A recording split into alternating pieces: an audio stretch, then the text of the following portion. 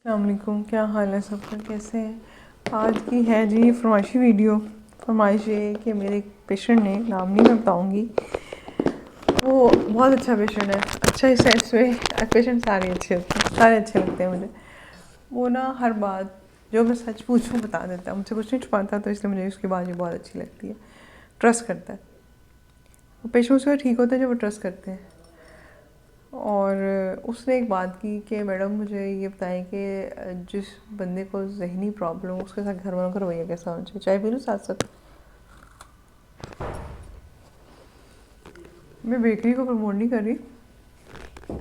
हाँ जी अब हाँ जी, हम बात कर रहे थे, वो पेशेंट ने कहा कि जिस बंदे को ज़हनी प्रॉब्लम उसके घर वालों का रवैया कैसा होना चाहिए उसके साथ। तो पहली बात तो ये है कि बेटे आपने जो सवाल किया है उसे एक दूसरा भी हिस्सा दूँ कि जो ज़हनी प्रॉब्लम से रिकवर कर चुका हो उसका रवैया कैसा होना चाहिए घर वालों के साथ। क्या ख्याल है तुम्हारा? अब ये है कि घर वाले जो है ना, मरीज को जो कहते हैं ना साइको, हम तो वही साइको, ये तो यही पागल, ये है ही मरीज, इसको कोई बात नहीं चाहिए, इस पर तो बात ना करना। ये आपका रवैया उस पेशेंट को इतना नुकसान पहुंचाता है जितना उसकी बीमारी नहीं पहुंचाया होता।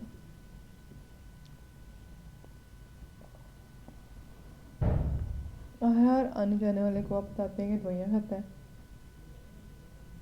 ये ठीक नहीं है, बीमार है, ठीक है। तो ये रवैया जो है ना आपका गलत है। दूसरी बात एक्सट्रीम, दूसरी एक्सट्रीम क्या है, उसमें से कोई काम ना कराना, उसको चुप करके बैठे रहने देना, उसको हर चीज़ बिस्तर पे देना कि ये बीमार है, ये बीमार है। ये दूसरी एक्सट्रीम है जो कि बहुत ही नॉर्मल है। तो ये दोनों एक्सट्रीम्स है ना, इसके दरमियान एक बैलेंस हो गया कि बीमारी थी, आई और चली गई, अगर है तो स्टेबल है, पेशेंट ठीक है। आपने कभी किसी जिसको टाइफाइड हुआ कभी कहा उसको तो टाइफाइड हुआ था, तुम तो टाइफाइड वाले हो, तुम्हारा तो ये है, तुम्हें तो बुखार होता है, तुम्हें तो दवाई खाई थी। तो फिर आप एक जहनी मसला अगर किसी को हुआ है तो उसको बताने क्यों देते हैं?